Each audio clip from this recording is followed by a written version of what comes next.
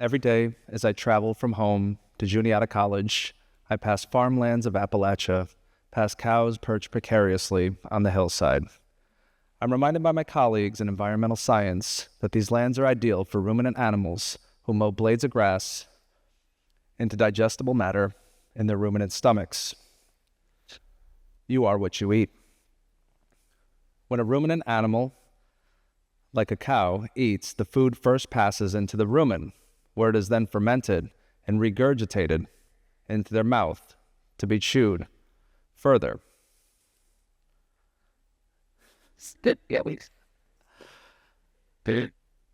Chewing the cud is an ancient metaphor used by ancient priests who practiced the art of reading. It is this ancient art of reading that is important for us today. Once the cud is mechanically broken down enough, it can be passed into the stomach and digested. And the metaphor of chewing the cud, what we read must be meditated on and then passed into the memory or digested. Today, I want to talk about reading, but not the romantic reading of literature class. This talk is less sexy. I want to talk about the technology of reading. More specifically, I want to argue that reading makes us human. First, I would like to begin by traveling back to history class to visit Ben Franklin. The image of Ben Franklin being electrocuted while flying a kite has a hold over me. It is his trade of printing and publishing that interests us. This focus in U.S. history class on printing is important because of its social role that it has. But this is not where literacy begins. To understand literacy, we must travel back even further in time to visit ancient Greece. In ancient Greece, we can visit Plato and the Phaedrus. Here, Socrates shares with Phaedrus an accounting of god Thoth conveying writing to King Thamus. Thamus is concerned that reading and writing will make the memory weak. Socrates shares this in support of his point that the information that is passed along will become lifeless and less personable. In 1928, Milman Parry discovered that Homeric poetry was composed using oral methods of composition. These oral methods of composition imposed an economical style on the information that it transmitted. This economical transmission enabled us to remember it and store it in our memories. It is memory that becomes important for us today. Mary Carruthers, whose book on memory offers us wonderful understanding of the metaphor of chewing the cud from earlier, argues that the book is an extension of memory. It is memory that is important for the rapid processing that we use when understanding reading. Before neurologists wired up our brains to understand how reading worked, people long thought about the process of reading.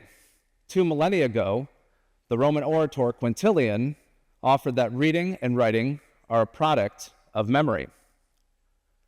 We use memory for capturing symbols, our grammars for capturing our thoughts, and phonetic alphabets for capturing words from our speech. Walter Ong, Jesuit priest and student of Marshall McLuhan, offers that reading is dependent upon sound. It is sound where we come to the metaphor of listening. I would now like to travel back to these medieval monasteries where monks professionally practiced the art of reading and thought deeply about what this art entailed. In their ancient practice of Lectio Divina, there are 4 parts: Lectio, Meditatio, Oratio, and Contemplatio. Writing on Lectio Divina, Richard Foster argues that we should try to conceive of Lectio, or reading, as listening. When we think of it as listening, we do not come to the text with our own agenda. We let the text guide us and be led. Whether it be through the inscription on the page or in the ancient monastic tradition of murmuring beneath our breath, listening becomes incredibly important. I like to think of listening like broadcast media. When we come to broadcast media, we let the information wash over us. We cannot come to the media with our own objectives. We cannot fish through the sea seeking information. Be sea glass. Let the information wash over you. From here, we come to meditatio, or chewing the cud. In meditation, we practice what ancient monks used to practice is meditation. Mary Carruthers reminds us that this meditation is very similar to the type of meditation that was practiced by the monks. In meditation, we seek to establish a rapport with the texts. I'm reminded of my days back in college when I used to imagine popular rappers speaking Shakespeare to me. This helped with the difficulty of understanding iambic pentameter in Old English. When we meditate or chew the cud, we take the information that is in our minds and break up the information on the page. Although I will not cover oratio and contemplatio in this speech, I think you guys are already familiar with that. In oratio, we speak about what we've read and deepening our understanding until we finally contemplate it and we can reflect on the meaning of those words from the page. In our memory, this is where the equipment for reading lives, and it is the maintenance and creation of this equipment that should concern us. Now I'd like to travel back to oral cultures when oral cultures became literate cultures. In orality, we used to have to think deeply about what was worth remembering. We could not pass on all the information. And along comes reading. And with reading, we can now pass on more important information, but also the not so important information. It's this not so important information which I think concerns us today. Neuroscientist Stanislaus Dehaene argues that through reading in the prefrontal cortex, we are able to assimilate and to synthesize information, which leads to deliberation and conscious thinking. It is conscious thinking, or the awareness that we are in fact thinking about the words that we are reading, that becomes important for us.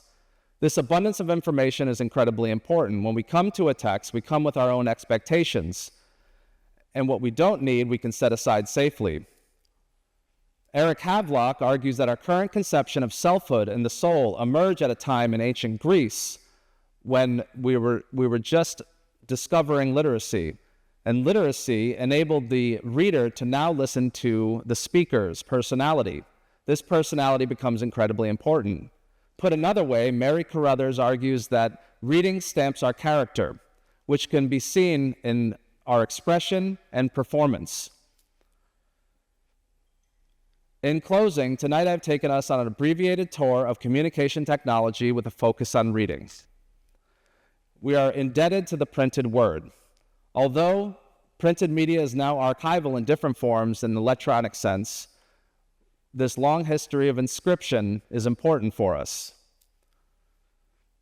We can learn a lot from ancient monks who listened to and meditated on the text that they read.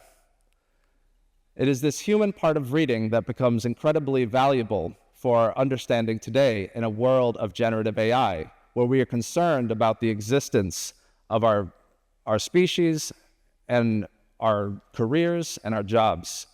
For fear I will sound like your mothers telling you to chew your food, I'd like to quote Guigo II, a 12th century Carthusian monk. He says, "Reading, as it were, puts food whole into the mouth. Meditation chews it and breaks it up. Prayer extracts its flavor. Contemplation is the sweetness itself which gladdens and refreshes." So although chewing the cud may not make us more like a cow, reading on and listening to and meditating on what we have read will certainly make us more human.